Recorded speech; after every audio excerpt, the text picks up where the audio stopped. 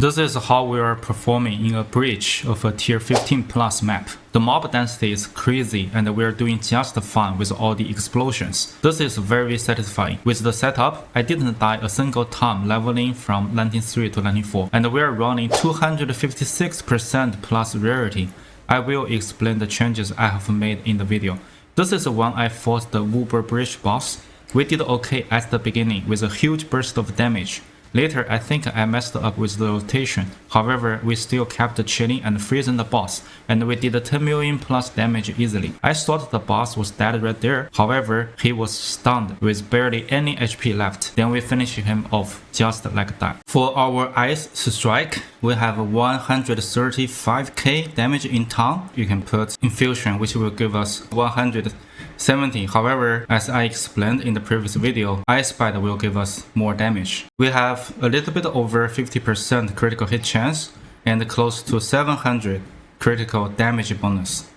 And our rarity, you can see there, is 265%. Finally, we get our Ingenuity utility belt. This is crazy. It will give us 78%. This is a little bit high roll. I think anything above 70% should be fine. It will give us increased bonus. The bonus from the rings will be everything here. The damage, defense, rarity, attribute, basically everything. With this belt, we're having close to 1.6 additional rings that we're equipping. This is really crazy. On the rings, I basically look for anything 40 plus rarity. Actually, we can get to up to like 64% rarity on the rings and also probably more on the amulets. But I think 40% is basically good enough. Ideally, we should be looking for either cold damage to attacks or physical damage to attacks and also percentage increase cold damage.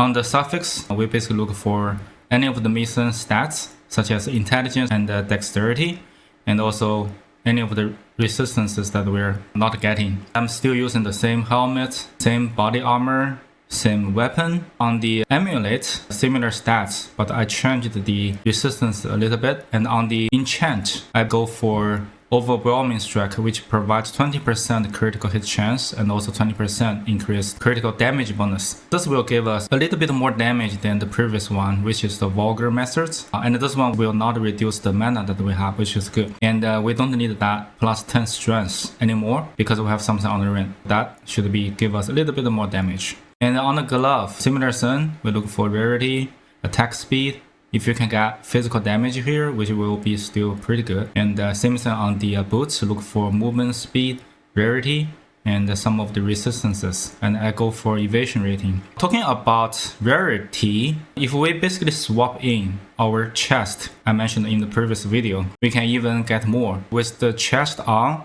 we basically still kept all of the elemental resistances.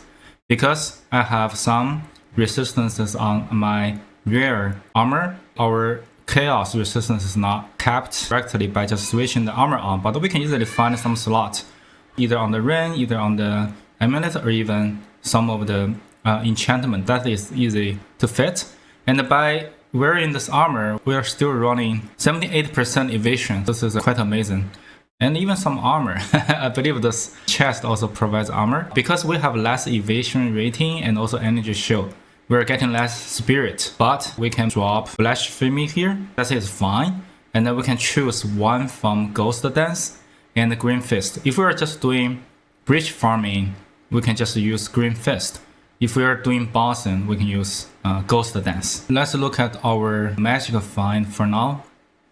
So this will be close to 350. In addition to that, on the ring, we can not easily, but we can get like about 60%. Each ring will give us probably 20% increase, and we can also find a 20% on the amulet as well. The ring will be boosted by the belt, and we can also get another 20% on the charm. That will be 345 plus 2 of them will be 40. Multiplied by the 1.78 from the belt, and plus 20 on the amulet, and then plus 20 on the charm. That will give us 456% rarity finding. Wow. That will be really insane. We're basically running a full defense and a DPS build with over 450% rarity. That's gonna be really insane. If you really want to invest in this build, I think that's the way, go for it. We're using this rune from the very beginning. It gives us really huge area of explosion. So why we're not using this rune? We're switching this for a lot of other rarity and some other resistances. The reason we're doing that is that I think some streamers figured that out. I don't know whom, but I watched the Rex video for sure, and also some other streamers. They're basically claiming on the Herald of Ice, if we put lightning infusion there to add some lightning damage, and same thing on the Herald of Thunder, if we put cold infusion there to add some cold damage, these things will be chaining together and create that explosion effect as well. I tested this for many times already. I think it works. It works pretty well. However, if we talk about the explosion, it cannot compete with this unique rune. We are optimized for rarity and also more damage. For now, I'm running this rare rune instead of this unique rune. And because of that, we're running a lot of skills.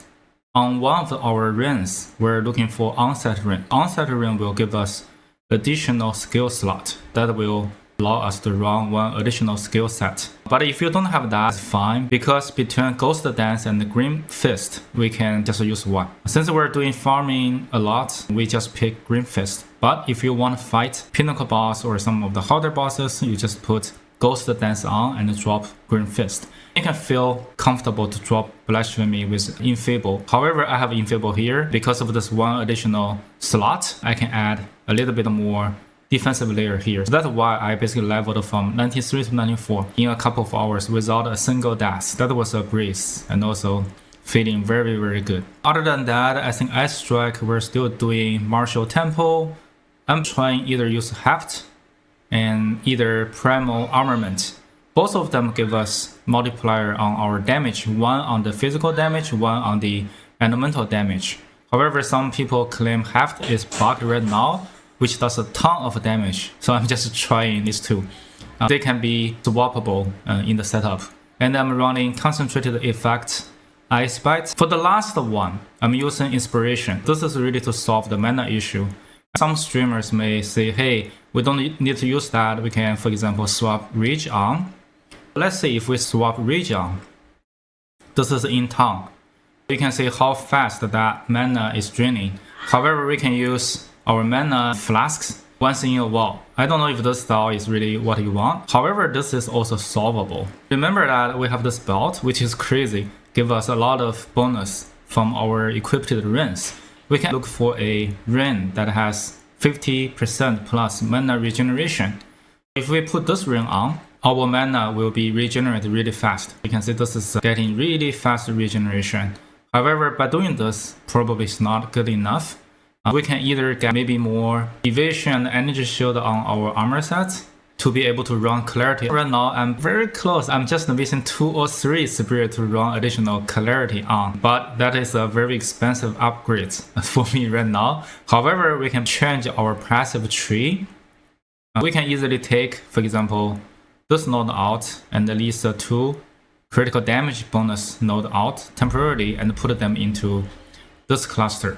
This will give us 40% mana regen and also 8% reduced mana cost.